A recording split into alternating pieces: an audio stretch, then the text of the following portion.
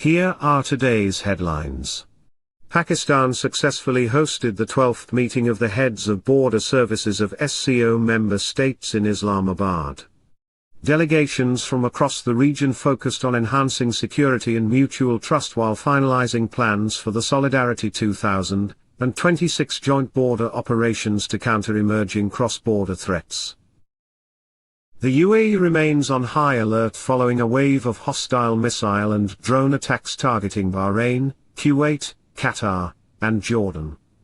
While the Emirates confirms its own territory remains stable, national monitoring systems are operating at full readiness as the region grapples with this significant security escalation.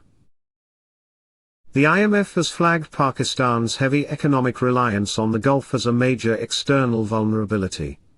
With 81% of fuel imports and over half of remittances originating from the region, any instability creates immediate economic pressure, compounded by multi-million-dollar losses from untapped, raw material-only export sectors. As regional volatility impacts maritime corridors, Gwadar's strategic importance is rising as a stable, long-term trade hub. While Chabahar remains a key pillar of India's connectivity strategy, the shifting geopolitical landscape and regional security concerns are increasingly positioning Gwadar as a vital, secure alternative for transit and logistics. Despite deepening regional tensions, the Islamabad Memorandum of Understanding remains a vital, viable template for peace. While practical implementation faces diplomatic hurdles, Pakistan continues to advocate for de-escalation, urging all parties to resume technical-level talks and prioritize dialogue over conflict. As a key neutral mediator, Islamabad insists this agreement is the most effective path to secure the Strait of Hormuz and protect global energy supply chains.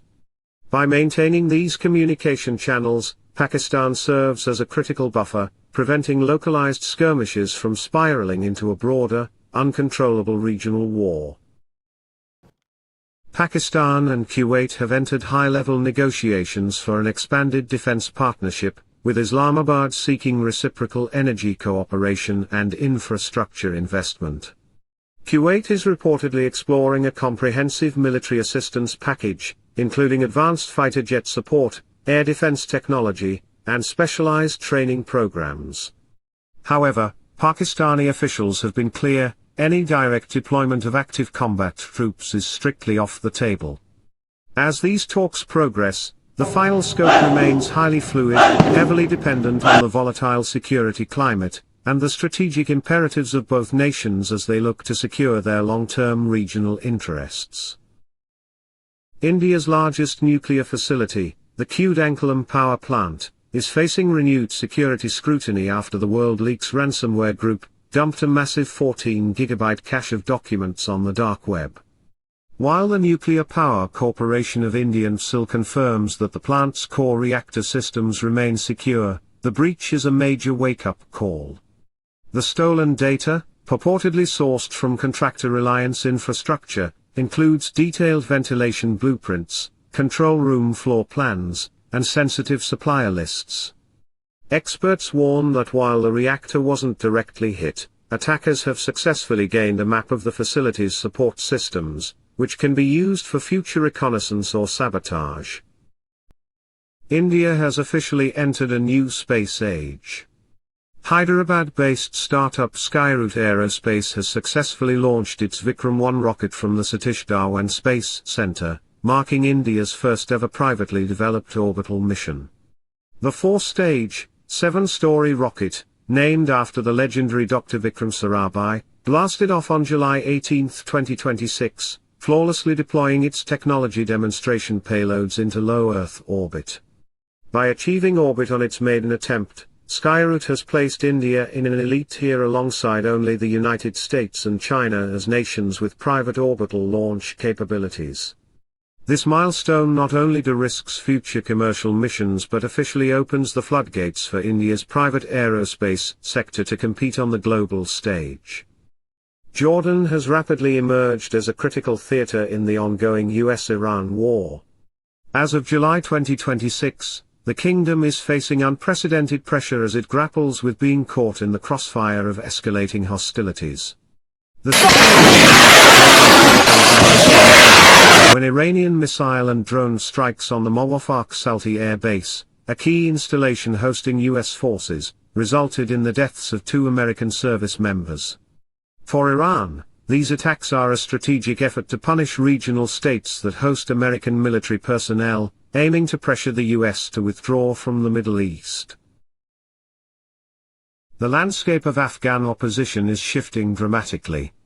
A newly formed armed group calling itself the Homeland Soldiers Front, or Sepahian-e-Mayan, has signaled a bold wave of resistance by briefly seizing the district headquarters of Yaftal-e-Payin in the northeastern Badakhshan province. In a coordinated midnight raid, the group disarmed local Taliban forces, captured a cache of weapons, and raised their own flag over the administration building.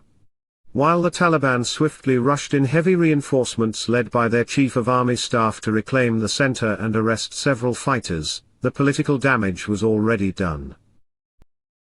The direct military confrontation between Washington and Tehran has escalated to a perilous new stage. Following a wave of reciprocal airstrikes, senior Iranian officials have warned that any potential U.S. invasion of Iranian territory would trigger full-scale ground counterattacks aimed at seizing American military assets across the Gulf, specifically targeting sprawling logistics hubs in Kuwait. This rhetoric follows massive Iranian kamikaze drone and ballistic missile barrages directed at Camp Udari and Ali El Salem Air Base, installations critical to U.S. Central Command's regional footprint. While Kuwaiti air defenses have actively intercepted multiple inbound threats, the explicit threat of a cross-border ground assault shatters previous regional red lines. Pakistan has taken a monumental step in its tech-driven defense modernization by becoming a founding member of the newly established World Artificial Intelligence Cooperation Organization, or WACO. Signed in Shanghai by Deputy Prime Minister Ishaq Dar, this multilateral pact places Pakistan alongside 29 nations at the forefront of global air governance. For Islamabad, this membership acts as a force multiplier. Tied closely to its national air policy and a $1 billion computing infrastructure initiative, the move directly accelerates Pakistan's integration of autonomous systems and predictive analytics into its military matrix. By deepening strategic tech ties with China under CPEC 2.0, Pakistan is securing the specialized training, hardware, and joint research needed to maintain regional deterrence. That's enough for today. Share your thoughts in comments section, and please answer today's question.